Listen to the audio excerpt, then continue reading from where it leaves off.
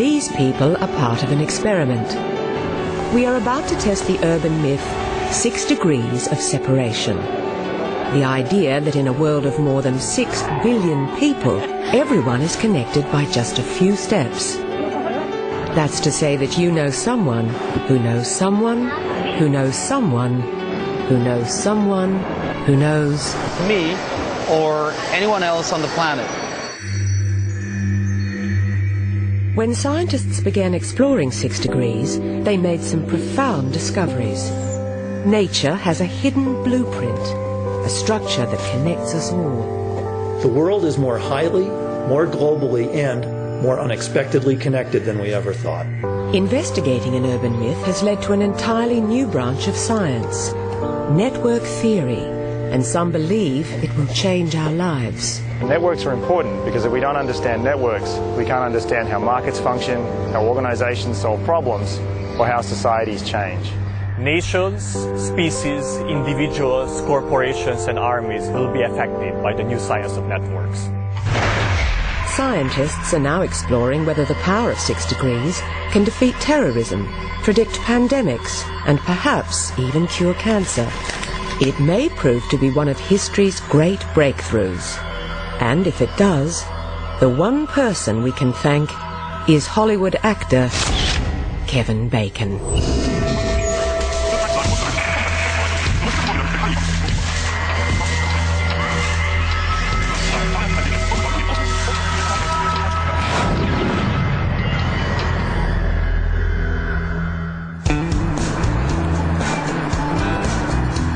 Mark Vidal is a geneticist at the Dana-Farber Cancer Institute in Boston.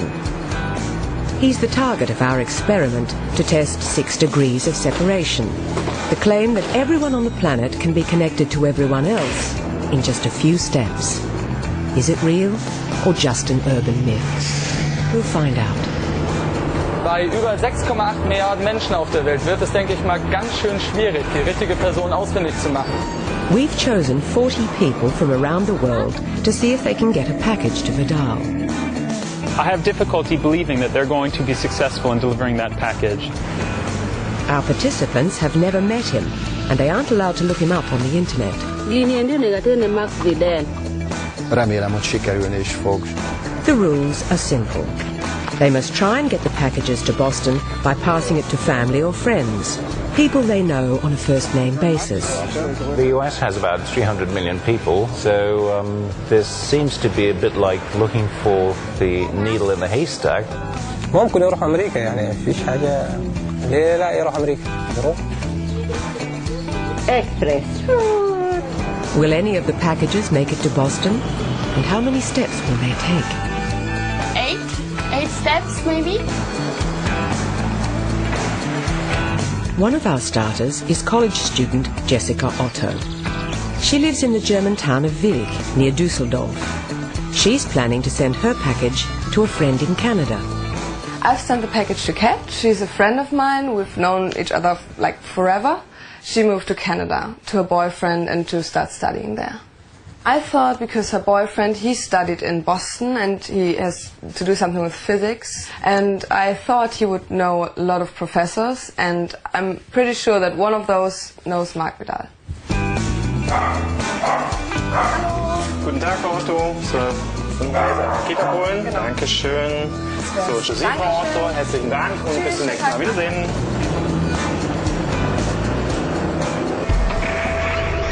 Testing 6 degrees is at the heart of understanding our complex society.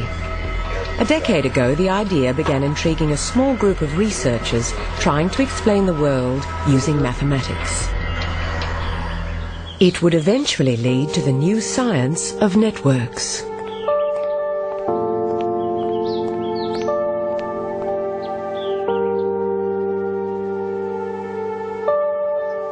One of the founders of the science is Professor Steve Strogaerts. His path to discovery began with a broken love affair. Romeo's love increases the more Juliet is currently loving him. So our dot will be A. The more that Romeo currently loves her, the more that she recoils and wants to run away and hide. It looks like I had a tumultuous relationship. It was the first relationship of my life with a girl in college, and I couldn't understand what she was doing to me. And whenever I seemed to get closer to her and try to show her how much I loved her, she would back away. And then when I realized I better give up, this isn't going anywhere, then she was strangely attracted to me. And this push and pull felt to me, and probably this is why I had so much trouble with her, it felt to me like a mathematical equation.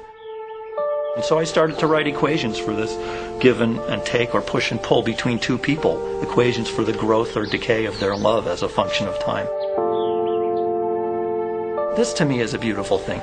The unity of nature, that's something you can learn in physics, has the same mathematical description as the oscillations of a love affair, the ups and downs of a romantic relationship. The same formulas.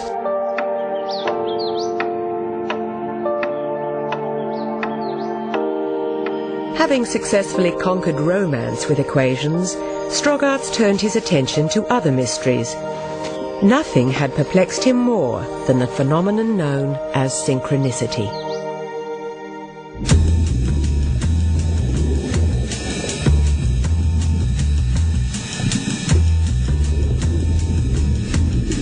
How can a population of dissimilar individuals suddenly synchronize?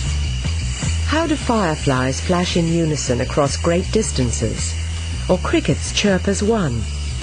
How does order emerge from chaos? We're so used to thinking that if there's a group following acting in concert, it's because there's a conductor for the orchestra. But that's not necessarily so. There's 100 billion brain cells acting like the most complicated thing in the universe. And there's no cell that is the master conductor of the brain. The brain does it as a group. The heart has 10,000 pacemaker cells that tell the rest of the heart when to beat. Who's in charge? Who's the pacemaker for the pacemaker? Nobody. Strogaerts was not alone in his passion for the simple elegance of numbers. Duncan Watts also wanted to make sense of the world with maths. Here we are, sort of just kind of shambling through life, trying to make sure the wheels don't come off, but nothing like science. And I started to think, this is what I should be devoting my life to try and bring something like science to this real world. Watts had abandoned a promising career as Australia's top naval graduate to study physics. And when he arrived at Cornell University, Professor Strogaerts knew this was no ordinary grad student. I mean, he was absolutely perfectly physically fit. I didn't immediately think of him as this is a likely candidate for doing deep mathematics. And later when I walked by his office, I saw a picture of him hanging by his fingertips from a sheer cliff in Australia. And I thought, that's the kind of person that I could see myself working with on a difficult problem.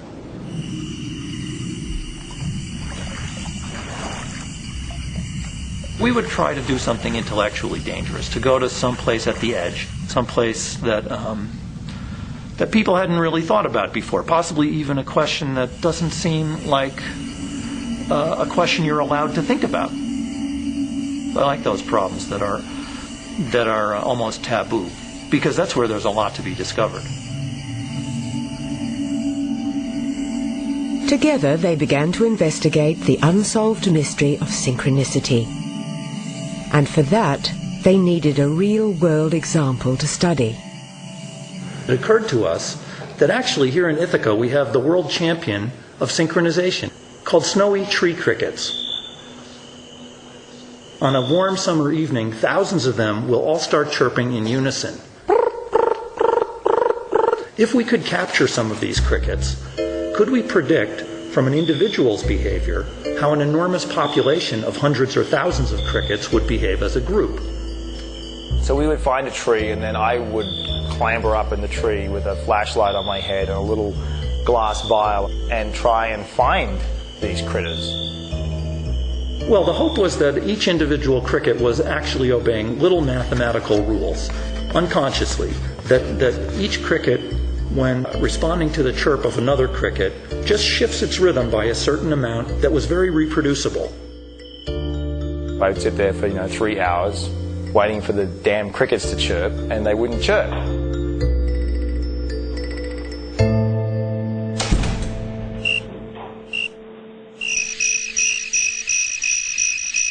Testing individual crickets would never work. The answer seemed to lie elsewhere. You have hundreds of these crickets, and they're all sort of interacting with each other in some kind of complicated way. And the question that came up in my mind over and over again was who is listening to whom? And so that got him thinking more generally about patterns of connections, about networks. And it was around that time that something his father said came into his mind. Do you know that you're only 6 handshakes from any person on Earth? And I started to think maybe it's true that this 6 degrees of separation phenomenon applies in the real world. And what are the consequences, if that's true, for the synchronization of crickets, for the way that disease spreads throughout a human population, the dynamics of markets, and all these sorts of questions seem to have something to do with networks. And it was almost a scary thought, because we could see, when he suggested it to me, that we were on the brink, if we could do anything sensible, of a whole new science that didn't exist yet. Almost by accident, they'd stumbled across a huge gap in our knowledge. Amazingly, no one before had paid much attention to the structure of networks.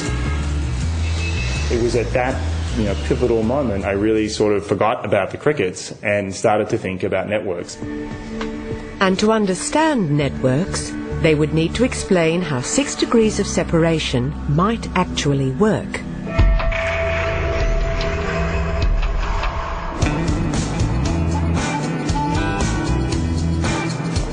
In our experiment to test the idea, the packages are sent from locations all over the world. Nadia, il y a un courrier pour toi, le monsieur qui te ramène. Bonsoir. Une enveloppe pour vous. Merci. Voilà, c'est bon. In Paris, dancer Nadia Tomasova believes her letter has a good chance of making it. I think somebody could send this to me because maybe as I traveled around the world, it makes me very connected around the world, yeah. I'm sending it to my friend in Boston, to Josephine Frank. She's a ballet dancer. I hope she will get it.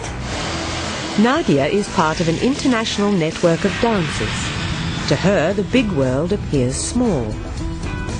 Is 6 degrees as simple as that? Mathematically, it's pretty easy to make small worlds.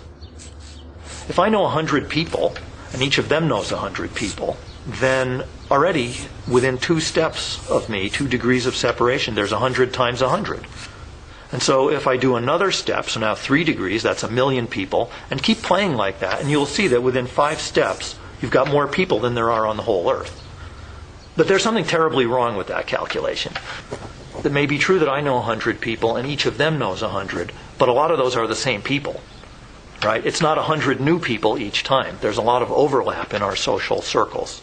And so this is what makes the problem very difficult. In a Kenyan village, one of our participants is struggling with this problem.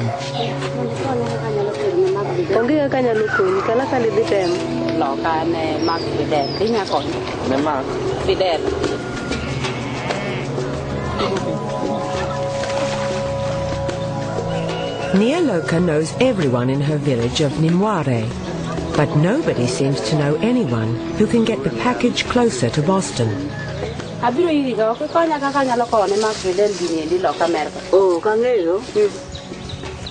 No kawuto maber na iwuto chakre nyoro nyaka kawuono asedi ka jirani asedi ka dani nyaka ga duka Nyamware koro kaka nyalo timo aol gi wuotho. In Nimware, the world still seems very large. But it's not a problem restricted to Kenyan villages. No matter where we live or what we do, we all tend to know people very much like ourselves. We're clustered into closed circles, locked within our own social networks. This is the paradox at the heart of the small world problem, that the world is simultaneously very small, with everyone only a few steps from everyone else, and yet very clustered. The paradox of small worlds seemed an insurmountable challenge.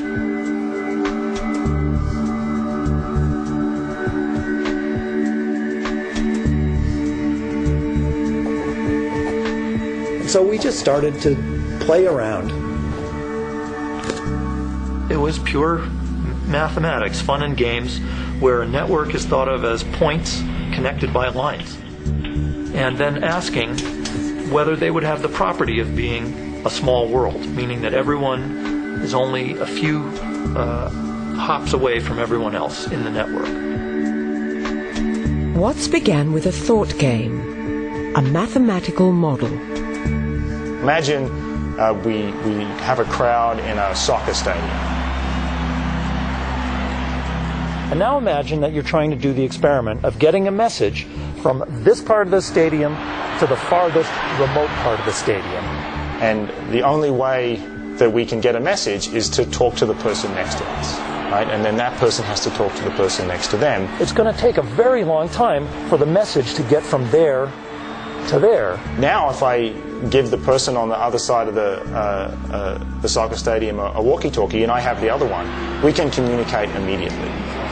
Clearly our path length has shrunk because now the person next to me can communicate with the person on the other side of the stadium simply by asking me to put a call. All of a sudden a whole group of people in my local neighborhood can connect to a whole group of people on the other side of the stadium in many, many fewer steps than they could before this one link came into existence. Just a single random link has an enormous effect. And add just a few more links, and distance in the stadium has all but disappeared. The world doesn't gradually get smaller. It drops off a cliff. Here was a model that could easily make a big world small. Does our experiment show any sign of it actually happening?